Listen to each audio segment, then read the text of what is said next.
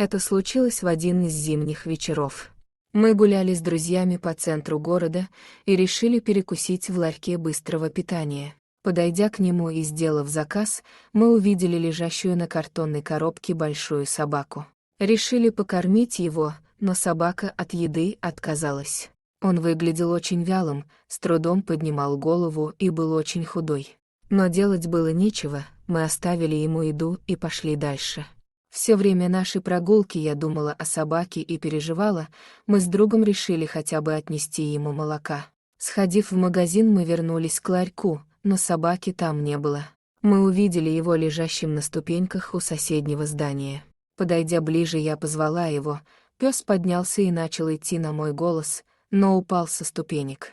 Я поняла, что у него проблемы со зрением, и он не видел перед собой ступенек. Он с трудом смог понять, где миска с молоком, с жадностью его выпил и лег на землю. Мне было очень жаль его, но что делать я не знала. Мы решили с другом, что утром вернемся сюда на машине, и если найдем его, то постараемся помочь. Ночь я плохо спала, думая о собаке.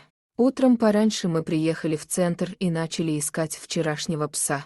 На прошлом месте его не было, но продавцы в магазинах сказали, что видели его сегодня. Через минут 10 мы нашли его под одним из торговых прилавков, он не реагировал на зов и уже не мог встать. Продавцы положили ему еду, но он на нее даже не смотрел.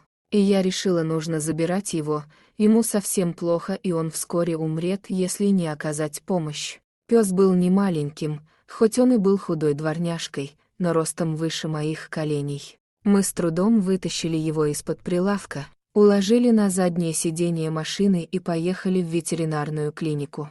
В этой клинике меня уже очень хорошо знают, я у них постоянный клиент с любыми животными не один год.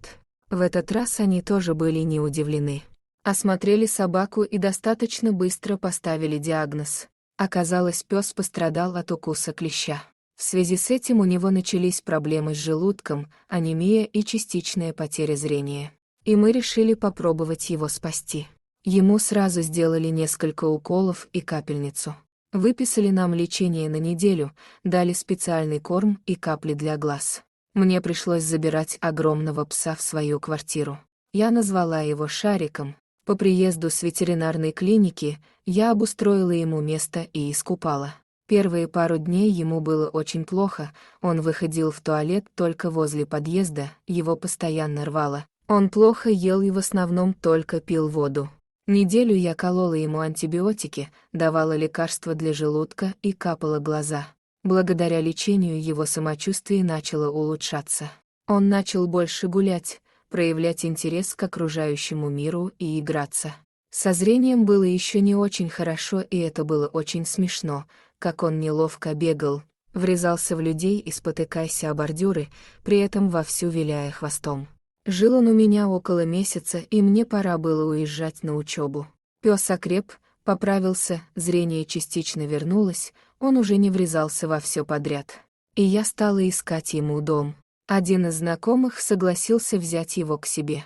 У него как раз был свой двор, где наш крупный Шарик мог свободно бегать. И мы отвезли его на новое место жительства, где он сразу подружился с уже живущей там собакой и счастливо нарезал вместе с ней круги по двору. Вот так хорошо закончилась печально начавшаяся история. Шарик до сих пор так и живет в том же доме, и у него все хорошо.